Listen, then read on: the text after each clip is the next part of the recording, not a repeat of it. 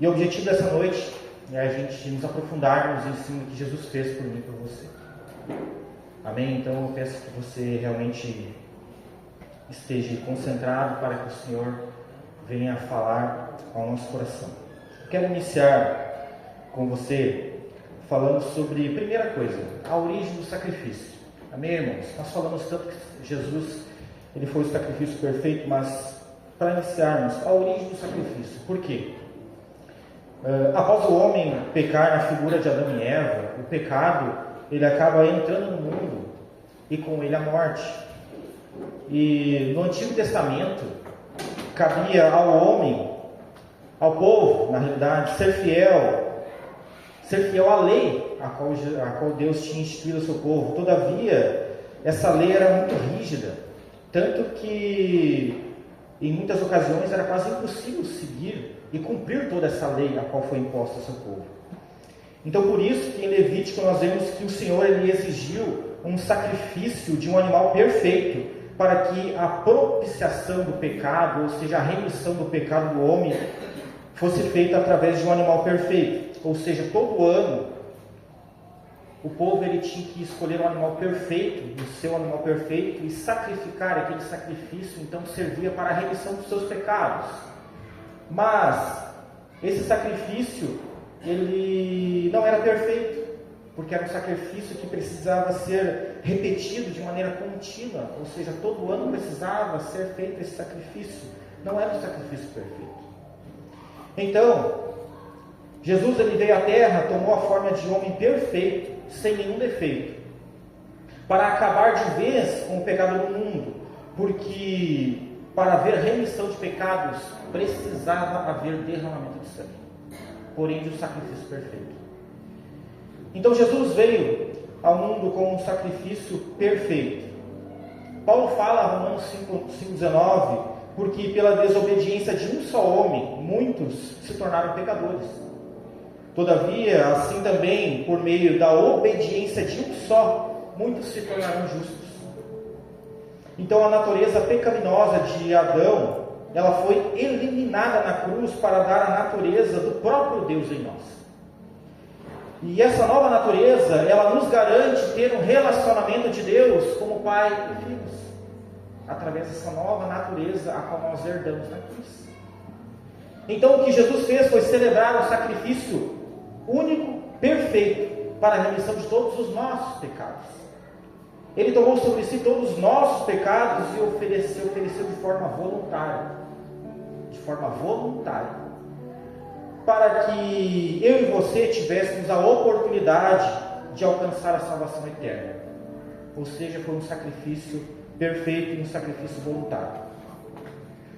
Até essa parte, tudo bem, eu creio que você já ouviu, que você já escutou, que sim, Jesus ele morreu por mim e por você, foi um sacrifício perfeito. Eu tenho certeza que você já ouviu isso, mas eu quero te perguntar, você sabe realmente o que Jesus sofreu por você? Você entende a dimensão do sofrimento de Jesus por você? Você já parou para pensar naquilo que Jesus passou por você? Ou você acha que foi só mais uma morte?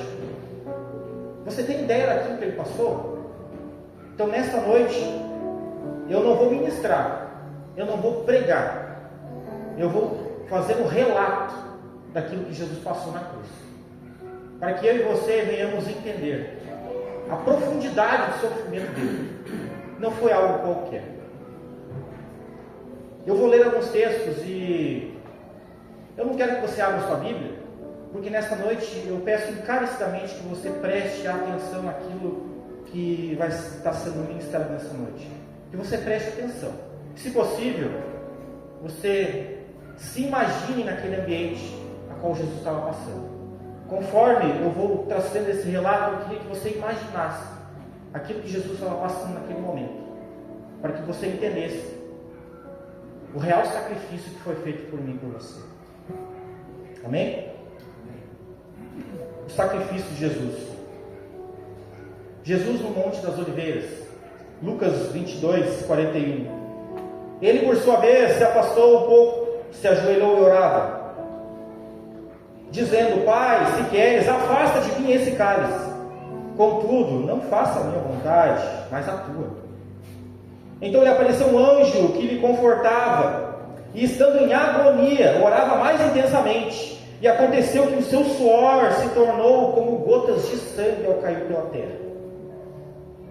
Jesus suou sangue. Jesus ele entrou em agonia no Getsemane, e o seu suor se tornou como gotas de sangue ao cair pela terra. E o único evangelista que relata esse fato é justamente o médico, Lucas. E ele faz com a precisão de um crime. Aqui eu separei um trechinho de um relato de um cirurgião norte-americano que fez uma observação sobre aquilo que Jesus passou neste momento e por que Jesus suou sangue. O suar sangue, ou hematidrose, segundo a medicina, é um fenômeno que ainda acontece nos dias de hoje, porém é muito raro. Ele é produzido em condições excepcionais. Para provocá-lo é necessário uma fraqueza física acompanhada de um abatimento moral violento, causado por uma profunda emoção e um profundo medo. Tal tensão produz o rompimento das finas veias capilares que estão sobre as glândulas sudoríparas. O sangue então se mistura ao suor que se encontra sobre a pele e então escorre por todo o corpo até a terra. Naquele momento, o terror, o susto, a angústia terrível de sentir-se carregando todos os nossos pecados devem ter esmagado Jesus naquele momento. Por isso que ele suou sangue. Jesus, naquela noite, ele já sabia o que lhe aguardava. Jesus, ele sabia aquilo que ele iria passar em poucas horas. Jesus, naquele momento, em forma humana, ele estava sentindo os pecados de todos nós, meus e seus, sobre as suas costas naquele momento. Então o medo, o pavor, a angústia fez suar sangue, porque ele sabia que ele estava prestes a carregar todos os pecados do mundo sobre ele. O peso já estava sobre ele.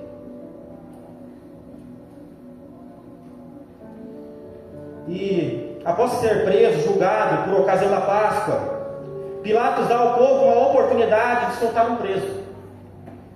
Barrabás, um criminoso que roubava e matava, ou Jesus, aquele que se doou 3 anos, curando, fazendo milagres e perdoando pecados. Mas quem o povo escolhe?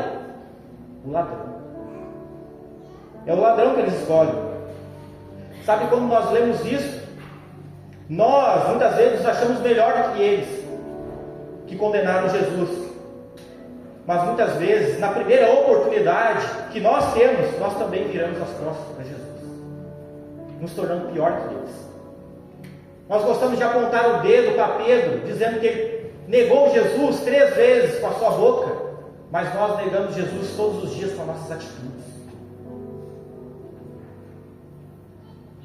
Nós viramos as costas para Jesus na primeira oportunidade que nós temos. Nós não somos capazes, muitas vezes, de entender e dar valor naquilo que Ele fez por nós. Achamos que foi mais um. Nós não damos valor correto ao que Jesus fez por nós.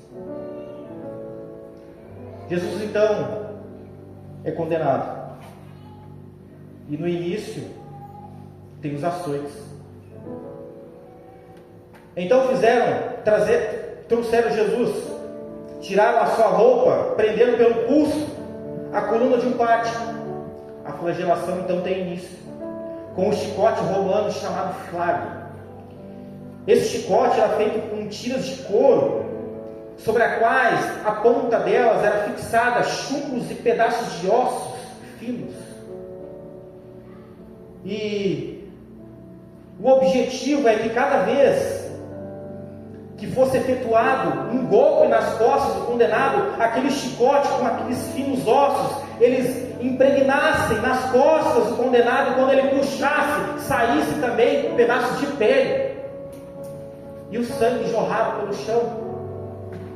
Então cada vez que uma chicotada era dada, no mesmo momento, o puxão causava uma dor, causava uma ferida no condenado. Se Jesus não estivesse com as suas mãos amarradas, sustentando todo o seu corpo, provavelmente ele já teria caído em uma poça do seu próprio sangue no chão. Era comum esse espancamento, ele causar a morte, dada a brutalidade do massacre que o condenado era submetido. Muitos não passavam dessa etapa. Tanto que esse chicote com os pequenos ossos, eles emprenhavam tanto na carne, que às vezes chegavam até a afetar os órgãos internos do condenado. Então a maioria não passava dessa etapa. A maioria morria preso num poste, açoitado, numa poça de sangue. Mas para Jesus era apenas o começo.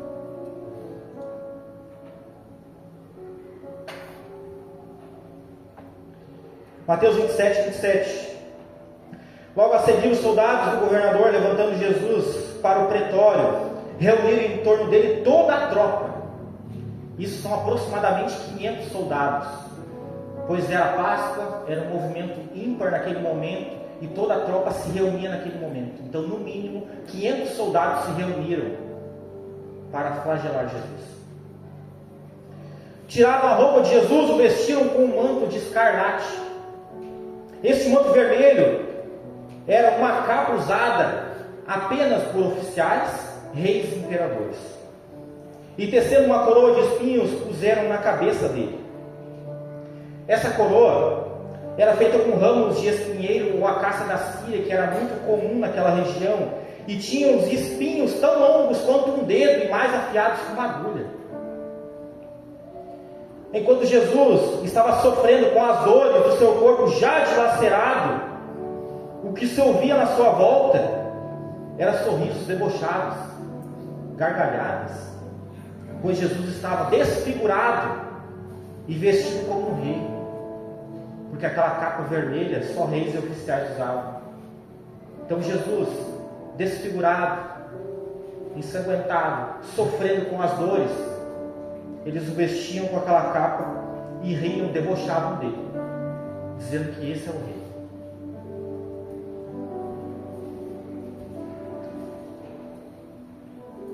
Lucas 22, 63. Os homens que detinham Jesus zombavam dele, dando pancadas, e colocaram uma venda sobre os olhos dele, e diziam: profetiza agora, quem te bateu? Eles sentaram ensanguentados, eles botavam uma venda nele e batiam nele, davam socos, chutes no rosto, no seu corpo, e diziam: vamos, profetiza quem é que te bateu? Tu não é profeta? Profetiza agora quem é que te bateu. Mateus 27, 29. Colocaram um caniço na sua mão direita, e ajoelhando-se diante dele, zombavam, dizendo: salve o rei dos judeus. E cuspindo nele, pegaram o caniço e batiam na sua cabeça. Após os açoites, eles tiraram Jesus, colocaram sentado de frente para cada um, e toda a tropa, os soldados, um por um, se ajoelharam diante dele, rindo, debochando, dizendo: salve o rei dos judeus.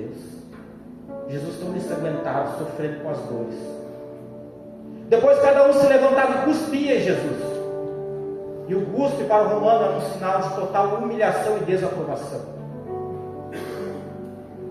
Após o cuspe, eles pegaram o caniço da sua mão direita e batiam na sua cabeça, dizendo: esse é o rei dos judeus, fazendo com que os espinhos emprenhassem cada vez mais o seu couro cabeludo. Aqueles espinhos mais afiados que uma agulha começaram a emprenhar cada vez mais o seu couro cabeludo. E os médicos afirmam que o ferimento do couro cabeludo, além dele ser extremamente doloroso, ele sangra muito. Então, neste momento, Jesus provavelmente já estava com o seu rosto irreconhecível, dadas as pancadas que ele recebeu. O sangue da sua cabeça jorrando, caindo pelos olhos, boca, nariz, ouvido. Provavelmente nariz quebrado, dentes quebrados e chutes, açoites, totalmente irreconhecível. E todos ao lado dele zombando dele. Mas ainda o pior estava por vir. a crucificação.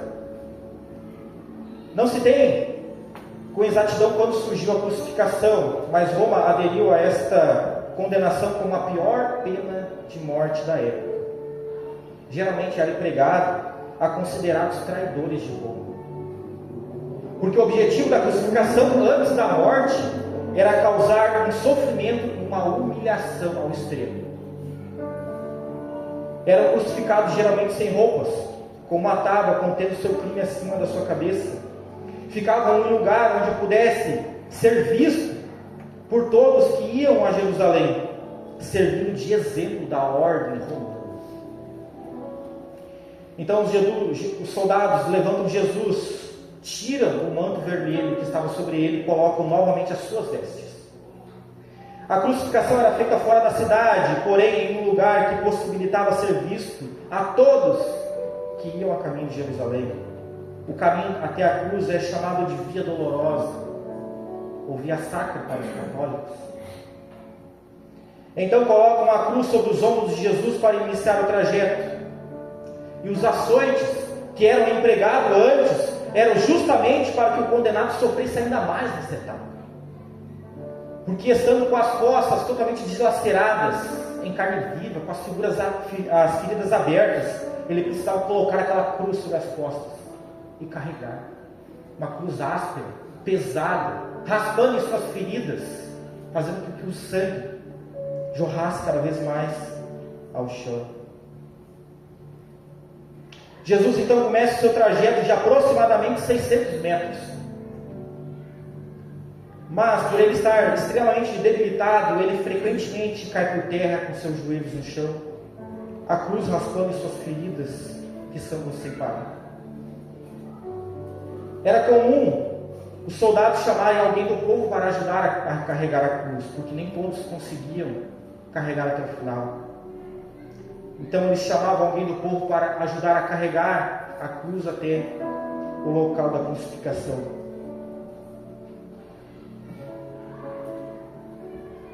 Visto que um soldado jamais poderia fazer isso. Então neste momento chama um homem, por nome de Simão, para carregar a cruz.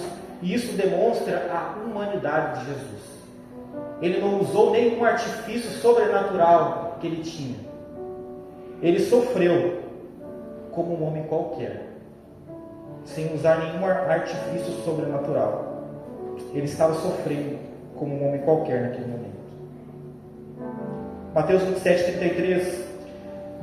E chegando a um lugar chamado Gólgota, que significa lugar da caveira, deram vinho com fel para Jesus beber, mas ele, provando, não quis beber. Os soldados eles ofereciam uma bebida antes da crucificação que amenizava momentaneamente a dor. E o objetivo é para que o condenado ele aguentasse a etapa de ser pregado na cruz, a fim de prolongar o seu sofrimento. Muitos não aguentavam a etapa de ser pregado, morriam. Mas eles queriam então dar essa mistura que anestesiava momentaneamente para que ele pudesse ser pregado e sofrer mais depois. Mas Jesus, ele não aceitou. Jesus, ele sofreu ao extremo. Então, nesse momento, os soldados tiram as suas vestes, mas a sua túnica já está colada nas suas chagas. E tirá-las produz uma dor insuportável. E quem já tirou alguma atadura de uma ferida sabe a dor que se trata nesse momento. Então, imagine Jesus com as costas totalmente dilaceradas.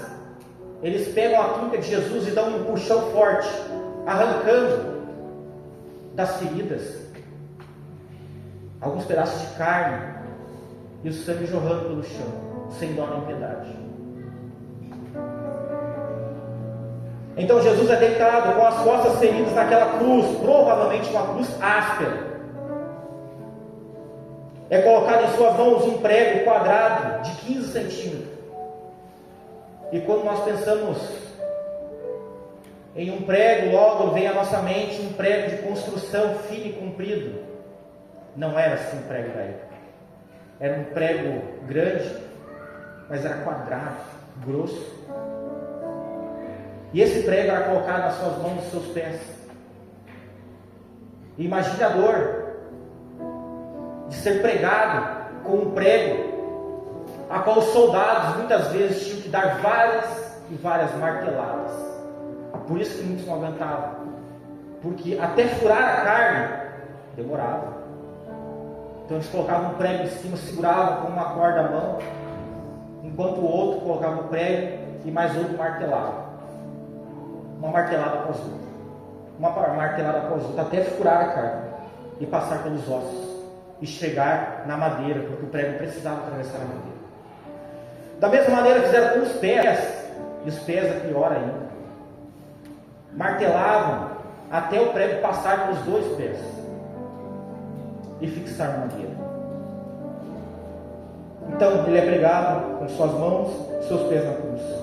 Sobre a sua cabeça colocam uma placa com a inscrição segundo Mateus: este é Jesus, o Rei dos Judeus. Esse era o crime de Jesus, ser considerado o Rei dos Judeus.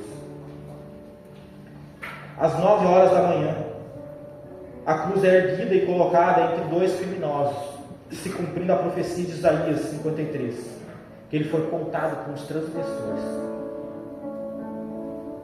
O que ficava no meio geralmente era o pior, porque ele recebia a maior parte das ofensas, a maior parte dos xingamentos.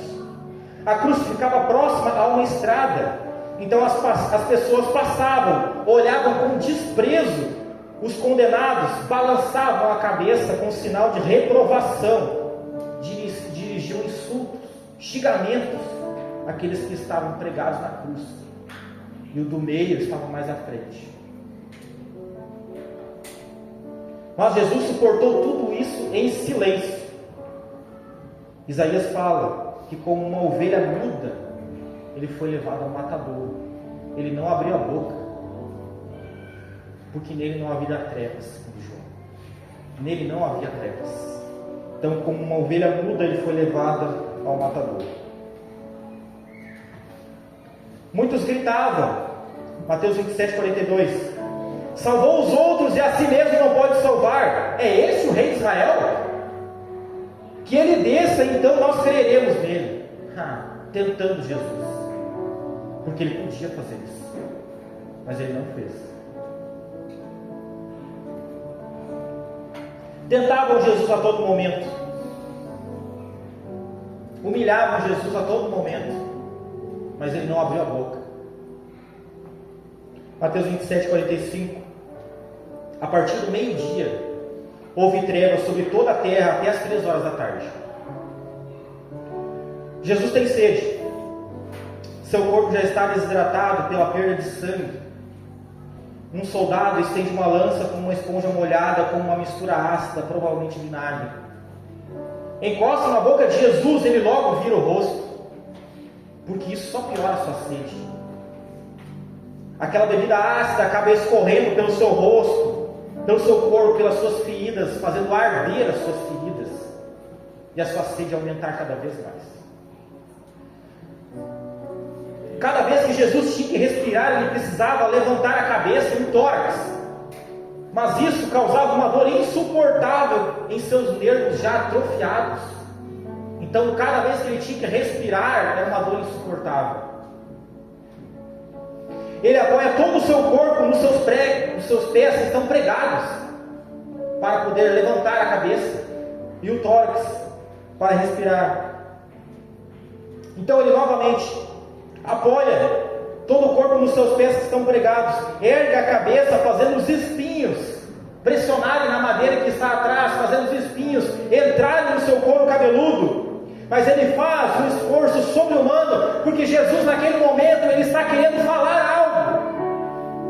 Então Jesus, em meio à dor, ele fala: Pai, perdoa-lhes, porque eles não sabem o que fazem. Ele usa o pouco de força que ainda tem para interceder por todos. Jesus humilhado, dilacerado, quase sem força, e o pouco que ele tem, ele usa para interceder por nós, dizendo: Pai, perdoa. Eles não sabem o que fazem. Eles não sabem o que fazem. É como se Jesus olhasse para cada um de nós, nas nossas falhas, os nossos erros, a nossa falta de amor pelo próximo, a nossa falta de compaixão, não dando valor àquilo que Ele fez por nós, e Ele intercede por nós ainda, dizendo: Pai, perdoa o Gelson, ele não sabe o que faz. Pai, perdoa o Jefferson, ele não sabe o que faz. Pai, perdoa o Anderson, ele não sabe o que faz. Jesus, até hoje, Ele continua intercedendo por mim e por você, mesmo com as nossas falhas, mesmo não merecendo. Ele intercede ao Pai, dizendo: Pai, perdoa. Eles não sabem o que fazem. Perdoa eles.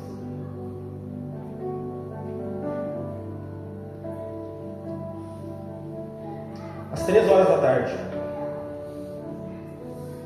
todas as suas dores, a sede, câimbras, asfixia, o latejar dos nervos, lhe arrancam um lamento: meu Deus, por que me abandonaste? A humanidade de Jesus, sofrendo naquele momento, é colocada para fora. Meu Deus, por que me abandonaste? Ao mesmo tempo, Jesus grita: está tudo consumado. E em seguida, num grande brado, Ele abre a sua boca no seu último esforço e fala: Pai, nas tuas mãos eu entrego o meu espírito. E Jesus morre no meu e no seu lugar,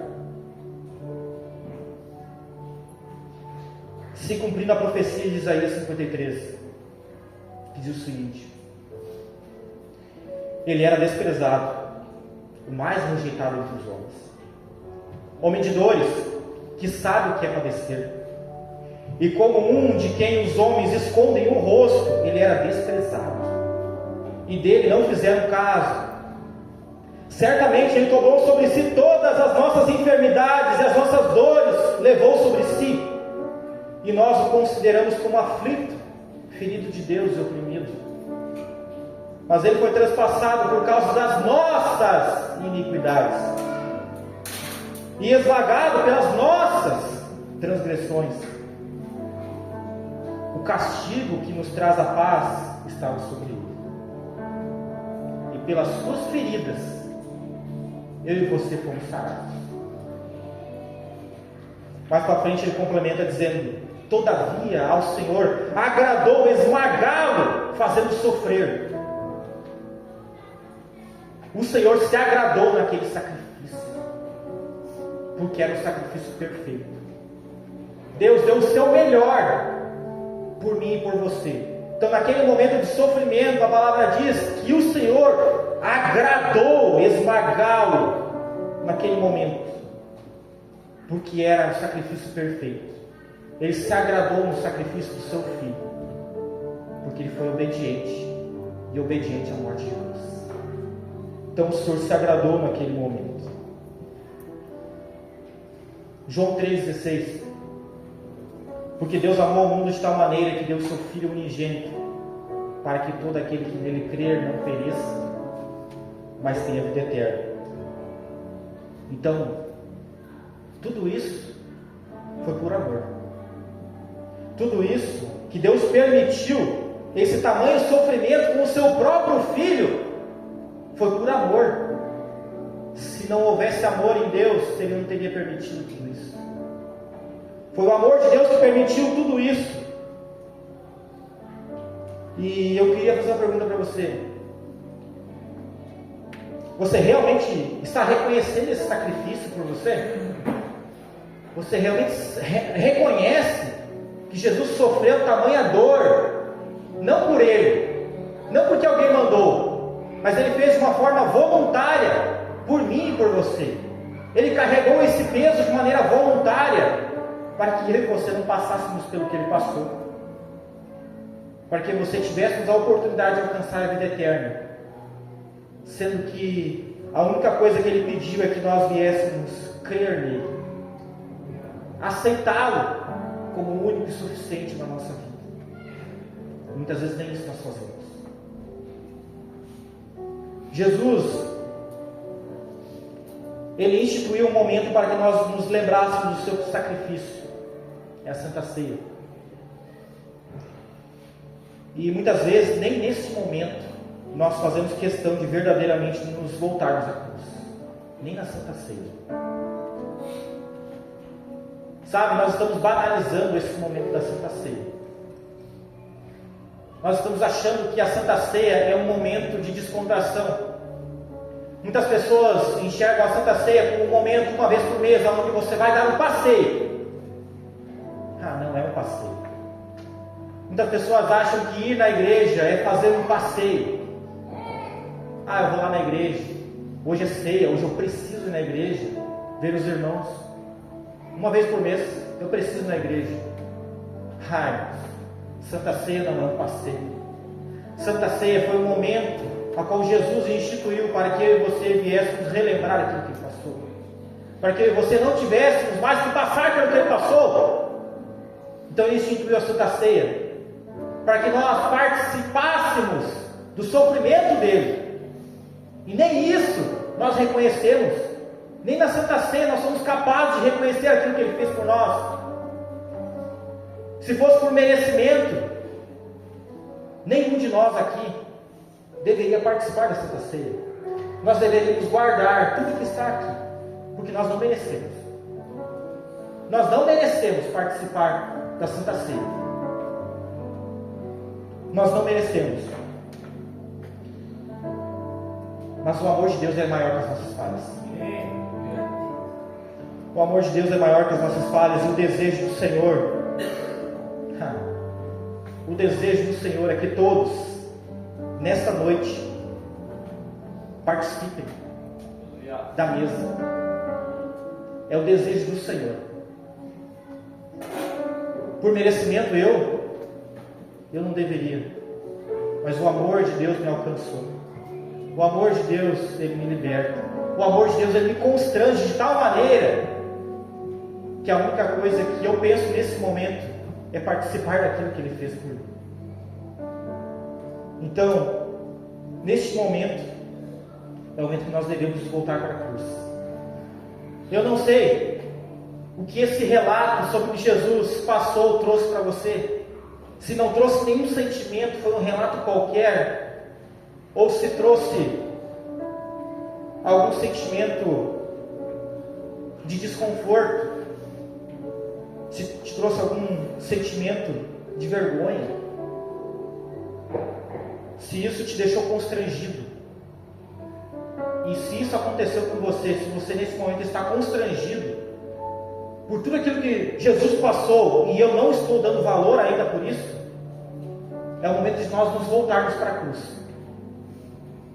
E o melhor momento de nós nos voltarmos para a cruz é na mesa.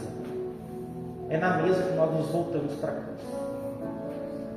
Se você nunca verdadeiramente entendeu a profundidade do sacrifício de Jesus por você, essa é a noite de você realmente se constranger de tal maneira para que essa não seja uma Santa Ceia qualquer. E essa não pode ser uma Santa Ceia qualquer. Nesse momento eu realmente, ao pegar o suco, ao pegar o pão, eu preciso participar daquele momento que Jesus foi esmagado, humilhado por todos. Eu preciso participar de maneira consciente, sabendo que tudo aquilo que Ele fez foi para que hoje eu tivesse a liberdade nele de alcançar a salvação e a vida eterna, e a liberdade de poder participar desse momento sem precisar mais passar pelo que Ele passou. Então essa é uma noite de reconciliação com a cruz. Se você ainda não olhou para a cruz da maneira correta, essa é a noite, para que eu e você venhamos olhar para a cruz e nos constranger por tudo aquilo que Ele fez por mim e por você, porque não foi por obrigação, foi de maneira voluntária. Ele podia não ter passado pelo que Ele passou, Ele tinha a escolha, mas Ele escolheu ser obediente. E nesta noite eu quero te convidar a ser obediente ao princípio que Jesus instituiu, porque merecer, eu e você não merecemos, mas o amor de Deus nessa noite nos alcança de tal maneira que o desejo é que cada um de nós participe do corpo e do sangue de Jesus. Amém? Queria convidar o pastor Anderson a estar passando aqui para que nós venhamos iniciar esse momento. Eu queria que você realmente encarasse um momento diferente. Não é a mesma Santa Ceia, não é o mesmo pão e o mesmo suco que você tomou. Hoje você precisa encarar de uma maneira diferente e voltar realmente à essência da cruz.